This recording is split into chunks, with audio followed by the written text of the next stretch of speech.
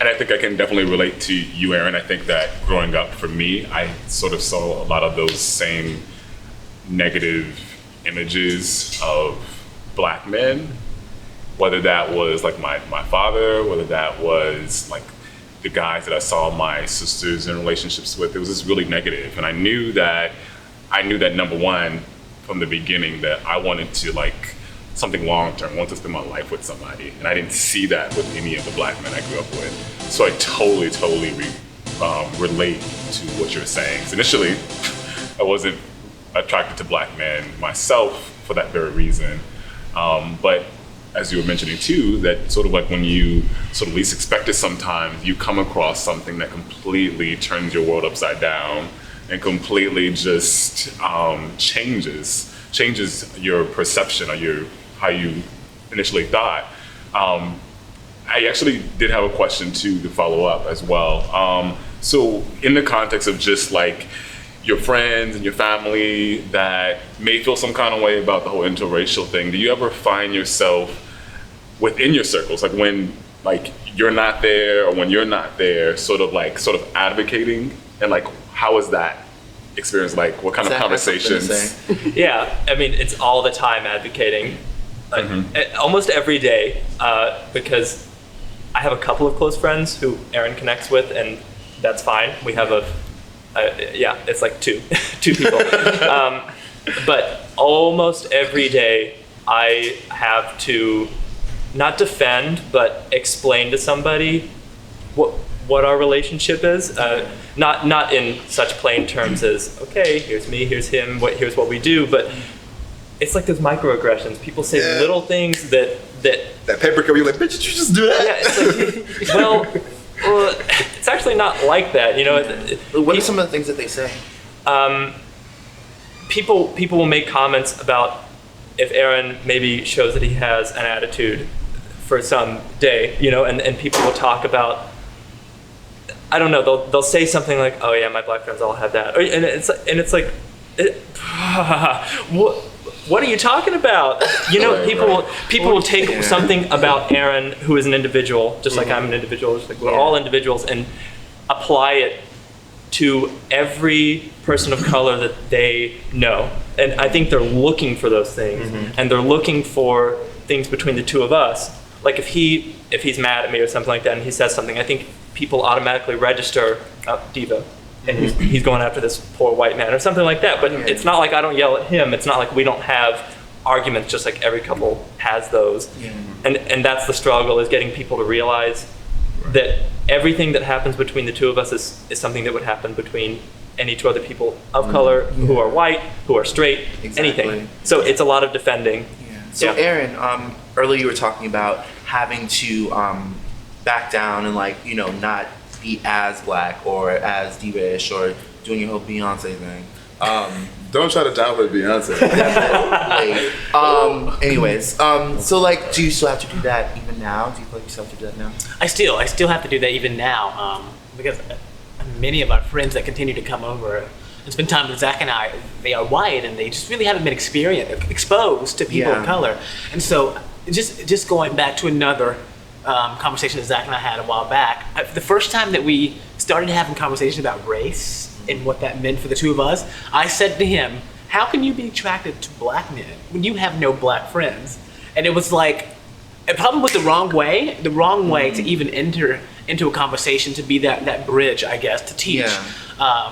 And so he and I have talked back and forth about how I can be better at engaging him in conversation about his privilege, you know, being white. But going back to what you said, it's every day constant I'm having to look at this woman, this person who, first of all, I'm a man, a Black man, so I'm probably considered a savage, you know what I'm saying? If we talk about the way that caricatures have been implemented in society about Black men. And so I think about how she's probably mentally perceiving who I am as I talk, as I sit here. Is she comfortable with me? Are they comfortable with me? And this kind of stuff. And it's hard. It is tiring, you know, to do that constantly around, you know, your partner's friends.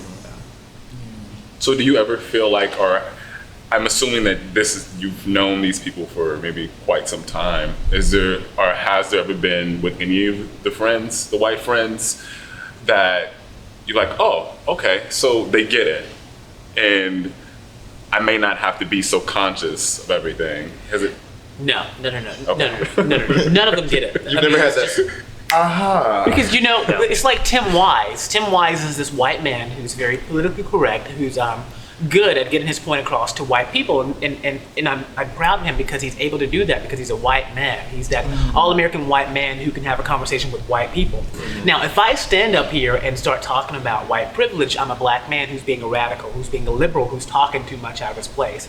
And so I feel like it's best if someone who is white, to be that bridge, that mediator, to have conversation with other people who are white. And so I'm not about to.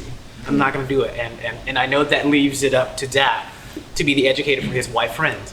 How was that having to explain, white privilege to your friends, in context to your relationship? Right. Well, first of all, it was a journey to get there because the first argument that we ever had was this conversation. You ain't got no black friends. You ain't got no black friends. And I got pissed because I thought that he was judging me for something that I made to be out of my control, but I had to do a lot of thinking, we had to do a lot of talking, and I had to do a lot of realizing about myself that while I was not doing anything overtly racist in my life, I was not being an ally in an active way as somebody who is in a position of power and privilege. Not because I asked for it, not because I worked for it, but just because it's something that I have every day of my life. Get your points. Yeah, and so I had to read the Tim Wise. I had to take the color for black people. I mean, for white people. The introductory hit you over the head with a book.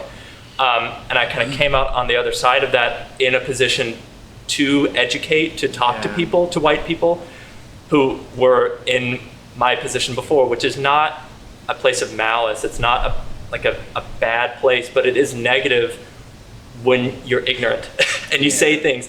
And just recently I had a conversation with one of my best friends about a lot of this stuff, and I had to basically reinterpret what I remembered from Tim Wise and spit it at these people because people get very defensive, there's a lot of white guilt involved, and that's something that I've been able to let go of because I realize that it's counterproductive to what's going on, but all the time I'm having to do that now. But I'm glad that I'm in a place to do it because Aaron has to explain who he is all the time, and I never have to do that. So when I can alleviate that process and help people, white people, not be so ignorant, I feel like it's an opportunity and not a burden. Yeah. So it's good. So I have my final question. Will definitely be when you are in places like the P towns and the the Castros. Have you been to P-Town? Yes, we have. Well, you like places like the P towns and the Castros, and compared to places like the Chelseas, and comparing those to places like here in Boston we have like Mattapan and South Side of Chicago and things like that. How is that? What's people's reactions? How is that?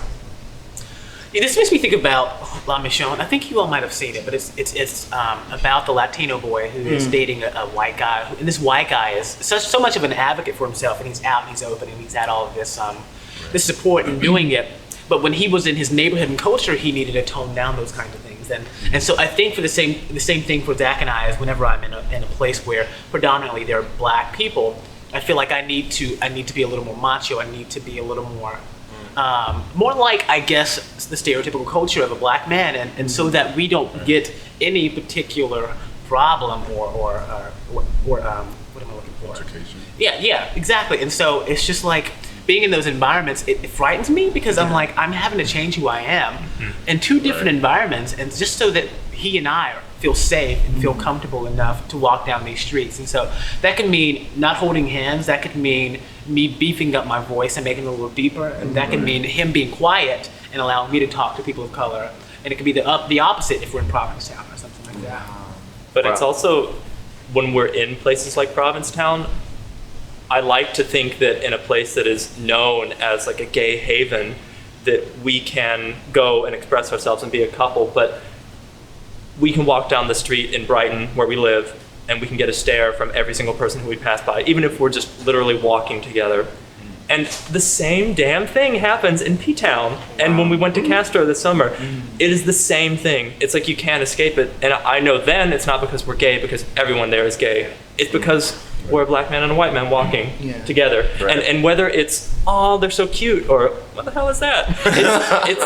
It still always disturbs something, our peace. And he doesn't notice it as much, but all the time I'm pissed off when we're walking around because I just look back at people like, what, you know, and it really detracts from our experiences. And those are the stares that I'm accustomed to getting. So I'm just like, I'm not even. So you're a little numb to. Yeah, I'm a little numb. I'm not numb. So I don't want to cut you guys off, but we do have to take a quick break. We'll be right back here on Brotherhood TV, only on BrotherhoodTV.com. It'll work.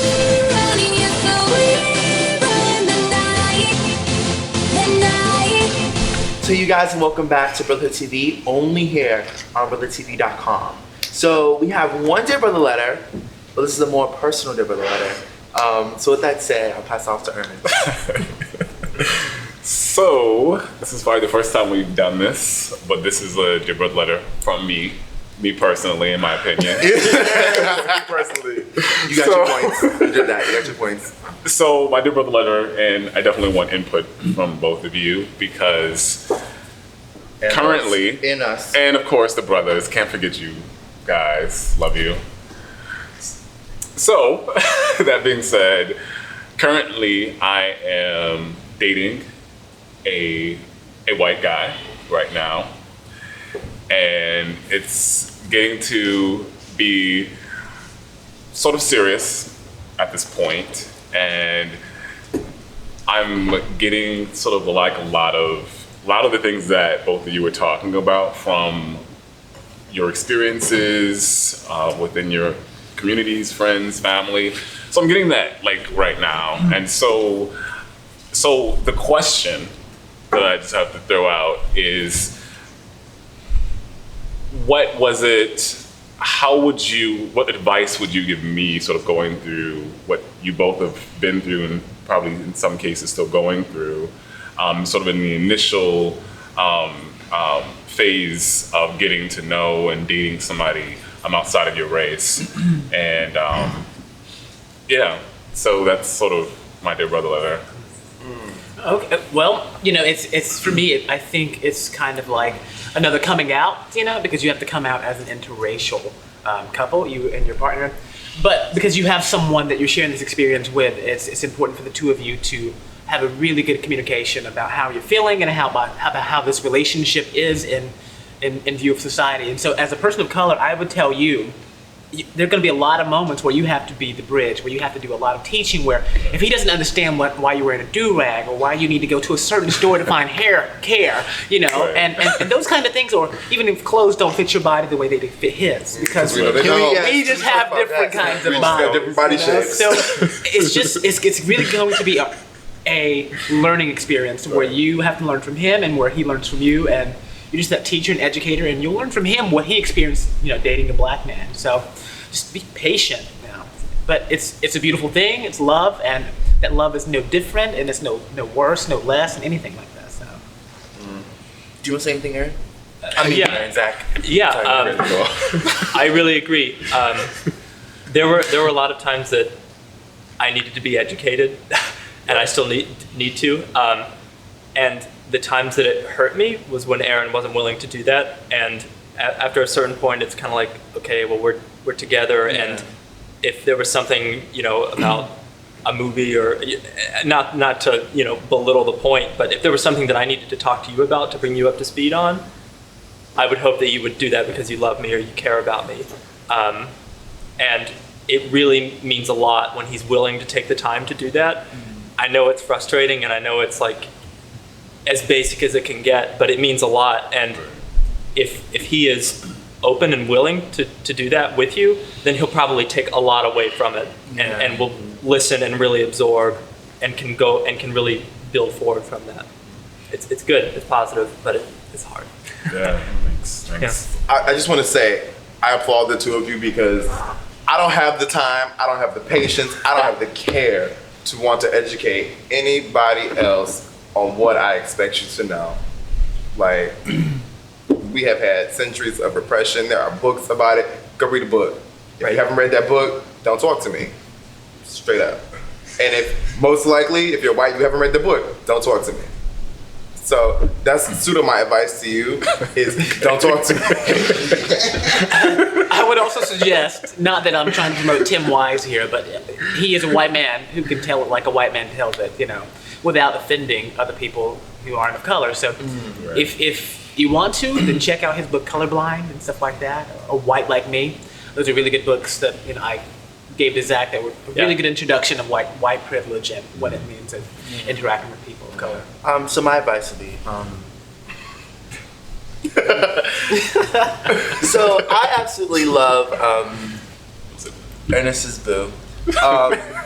He's really nice, but at the same time, I have to agree with Blade. It's like it's hard for me to have to sit down and know that I have to teach a person why I do certain things. Why everyone got that scene in the movie. And it's hard for me to do that. And a lot of times I applaud Aaron for reaching out to Blake, and giving him the books and sitting down and having that conversation. And Zack, oh, I'm sorry.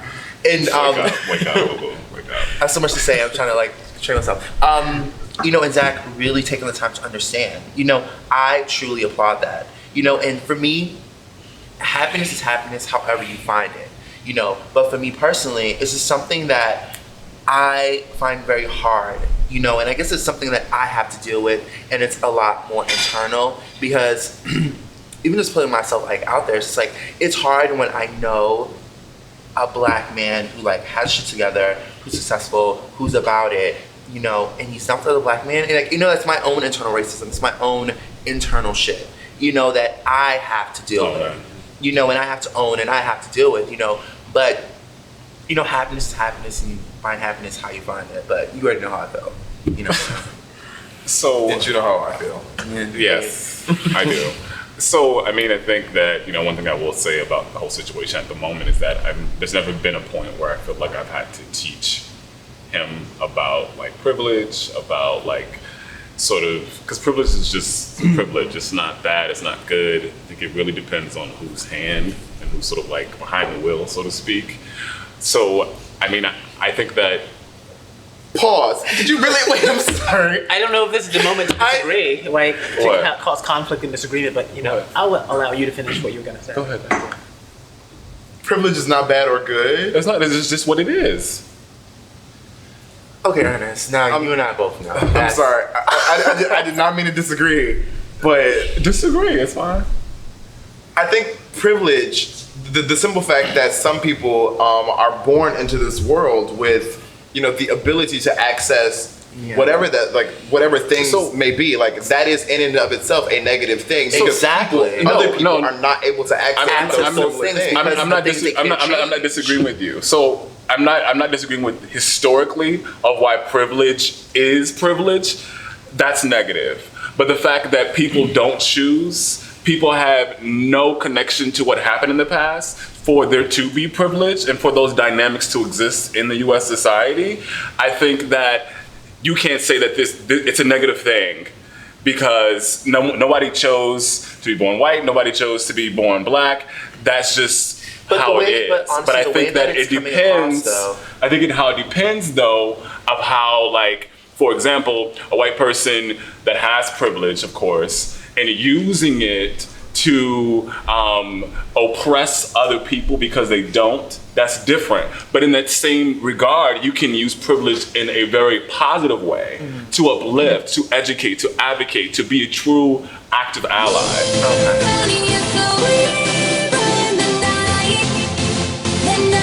Hi, welcome back to Brotherhood TV, only on BrotherhoodTV.com. We're getting ready to close this segment, but Amir wants to share his one final last thought in 10 seconds.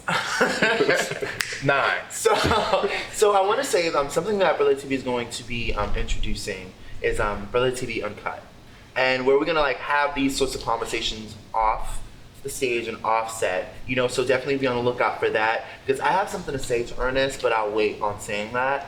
But with that said, with that, Check us out as always on brotherhoodtv.com, Facebook /BrotherhoodTV, or Twitter.com /BrotherhoodTV. Also, send in your Dear Brother letters to all of us. You can reach us personally if you want to say something personally to us individually. Also, you can email us at letstalk@brotherhoodtv.com or contact us at brotherhoodtv.com. And I don't know if the guests want to have any final words, anything else to say. It's just been, a pleasure talking about this with other men of color and to have this as a resource for other people to kind of turn to, because there are very few interracial relationships that I've noticed and seen. So I hope this has been helpful. It's been good to be here. Definitely. Thank you guys so much. Thank you guys so much. Thank you. Thank you all so much for tuning in. And with that said, you guys, the best way to support is to share. So share away. so with that said, you guys, until next week. Bye-bye, you guys.